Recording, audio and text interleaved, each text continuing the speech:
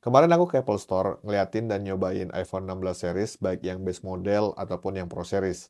Aku nyobainnya cukup lama, karena kalau di Apple Store itu kita nyobain nggak diganggu sama salesnya. Kalau di Indonesia kan udah diliatin salesnya terus ya. Dan ini pendapatku.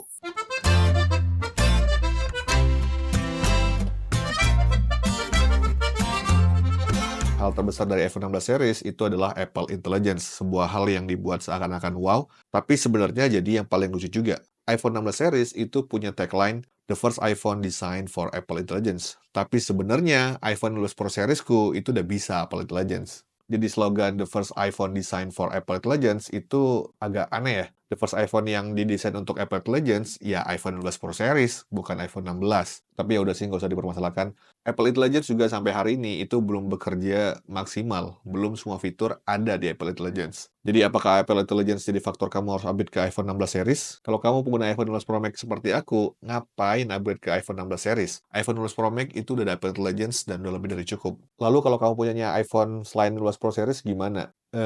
Gimana ya? Apple bilangnya secara formal hanya iPhone 16 Pro series yang mendukung. Tapi sebenarnya masa sih MacBook itu dari seri M1 dapat Apple Intelligence dari tahun 2020 atau seangkatan dengan iPhone 12. Masa sih iPhone 14 Pro series yang sekencang itu nggak bisa ngedukung Apple Intelligence? Awalnya aku mikirnya gitu, tapi setelah baca-baca, ya ternyata bener, hanya iPhone 12 Pro series yang ngedukung Apple Intelligence. Hal ini beda banget dengan Samsung yang dulu AI-nya itu hanya ada untuk S24, kemudian beberapa bulan kemudian dipublish untuk S23 dan handphone lainnya. Di Apple nggak akan kejadian seperti itu. Nah, itu yang dibilang sama orang Apple, tapi bisa aja di masa depan mereka menarik atau menjilat ludah mereka sendiri. Ya bisa jadi, tapi kemungkinannya sangat kecil. Jadi kalau kamu pengguna iPhone 15 ke bawah, apakah harus upgrade karena Apple Intelligence? Sebenarnya Apple Intelligence itu nggak kepakai setiap hari juga. Dan Apple Intelligence itu lebih berguna kalau kamu berinteraksi, ngomong, nulis, pakai bahasa Inggris.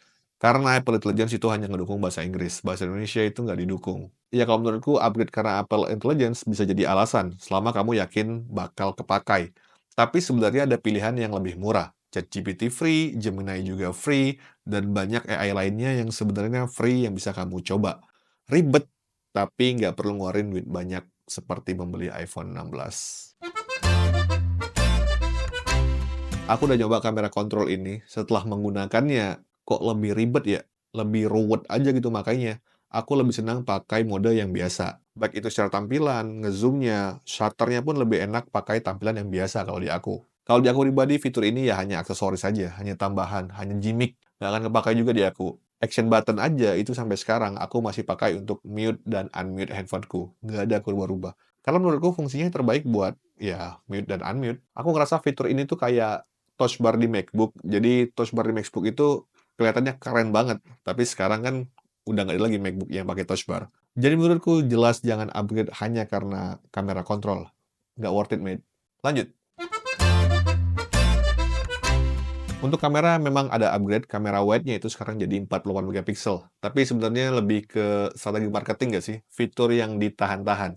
Kenapa nggak sekalian kamera telenya, kamera zoom-nya itu dibuat 48 megapiksel? Kayaknya fitur ini untuk iPhone 17 Pro nanti. Di iPhone 17 Pro kemungkinan kamera telenya dari 12 megapiksel jadi 48 megapiksel. Dan aku pribadi bukan orang yang senang pakai kamera 48 megapiksel. Karena hasilnya gede banget. 12 megapiksel sebenarnya udah cukup bagi aku, itu setara 4000 kali 3000 piksel. Udah gede banget.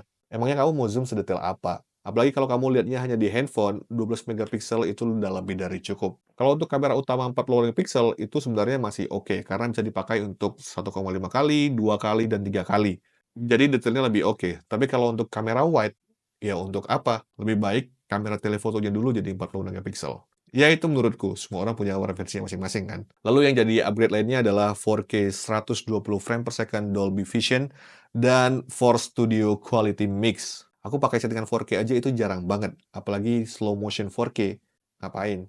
Menurutku fitur ini tuh lebih diperuntukkan untuk profesional yang nggak ada masalah sama storage dan punya SSD yang banyak. Sementara buat kita yang harus ngapus foto, harus mindahin foto dan video, nggak punya SSD cukup banyak, nggak punya storage cukup banyak, ya untuk apa juga. Full HD 1080p itu udah jernih banget, udah oke banget kalau di aku. Tapi kalau kamu punya TV 4K dan device-device kamu semuanya 4K, ya kemungkinan kamu bakal pakai nih fitur ini. Jadi di aku, fitur ini kayak upgrade yang belum perlu. Jadi apakah kamu harus upgrade karena kameranya? Enggak juga sih, tapi kalau kamu pengguna iPhone 13 ke bawah, ya bisa jadi. Salah satu fitur yang menurutku sangat bagus di iPhone itu adalah Action Mode, itu stabil parah. Aku saat ini sering ngerekam video diri sendiri sambil jalan, dan ngerekam lingkungan sekitar juga sambil jalan, dan pakai Action Mode terus. Hasilnya stabil banget. Tapi kalau kamu guna iPhone 14 ke atas, ya nggak terlalu beda sih hasilnya. Kalau aku pribadi untuk base model, aku sebenarnya lebih suka yang bentuk kamera yang diagonal dibandingkan yang sekarang vertikal. Tapi kemarin waktu aku nyobain iPhone 16 yang base model, itu menurutku warnanya cakep banget, men. Tapi kan nggak mungkin juga upgrade hanya karena warna kan. Apalagi sebagian orang itu pakai casing pastinya. Jadi warna yang bagus bakal ketutup sama casingnya juga. Kalau untuk Pro Series-nya itu warnanya mirip-mirip aja sih. Yang jadi upgrade adalah ukurannya yang jadi makin gede. Aneh nggak sih? Padahal Mac Mini itu dibuat lebih kecil lagi, ini iPhone malah diperbesar. Banyak yang bilang diperbesar untuk nambah kapasitas baterainya. Emang iya? Kita bahas di poin baterai. Karena size-nya lebih gede, iPhone 16 Pro Series itu diklaim Apple jadi lebih awet 4 jam dari iPhone 15 series. Tapi hampir semua video perbandingan baterai yang aku lihat di YouTube, itu perbedaannya nggak sampai 4 jam. Rata-rata hanya 2 jaman. Untuk yang base model itu diklaim Apple bedanya 2 jam, tapi kalau hasil dari perbandingan orang di YouTube itu hanya 1 jaman. Kenapa kamu harus upgrade karena baterainya? Ya tergantung dari iPhone kamu sekarang. Sebagai pengguna iPhone 16 Pro Max series, nggak ada alasan buat aku untuk upgrade ke iPhone 16 series. Apple Intelligence udah ada di handphoneku. Menurutku juga kalau kamu pengguna iPhone 16 Pro series, ya ngapain upgrade ke iPhone 16 Pro series. Tapi buat kamu selain pengguna iPhone 16 Pro series, percayalah Apple Intelligence itu nggak akan kamu pakai tiap hari juga. Dan nggak sekeren itu juga sih. Yang seharusnya jadi pertimbangan utama menurutku adalah performance dan storage-nya. Kalau kamu ngerasa performance di HP kamu udah lemot banget, performance di iPhone kamu yang sekarang udah lemot banget, dan storage-nya udah sering banget penuh, ya silakan upgrade. Tapi nggak harus ke iPhone 16 juga sih. Pertimbangan yang kedua adalah USB-C. Sekarang semua device Apple itu bakal rilis dalam USB-C, masa depannya adalah USB-C, nggak ada lagi Lightning. Dan USB-C itu munculnya di iPhone 15 series, jadi ya nggak harus upgrade ke iPhone 16 series. Untuk kamera sebenarnya perbedaan antara iPhone tiap tahunnya itu perbedaannya nggak jauh banget. Tapi secara fitur ya ada peningkatan. Fitur-fitur seperti Action Mode, kemudian lensa telefoto yang jadi 5 kali, terus kamera utama jadi 40 megapiksel, mungkin bisa jadi pertimbangan. Tapi kan itu udah ada di iPhone 15 series ya. Kalau menurutku pribadi, secara fungsi upgrade terbaik adalah iPhone 15 Pro series. Tapi balik lagi kebutuhan kamu seperti apa. Bisa jadi kebutuhan kamu spesifik dan butuhnya iPhone 16 series. Tapi menurutku peningkatan fitur di iPhone 16 series itu nggak terlalu signifikan. Itu saja untuk video hari ini. Terima kasih sudah menonton. Sampai ketemu di video selanjutnya. Bye for now.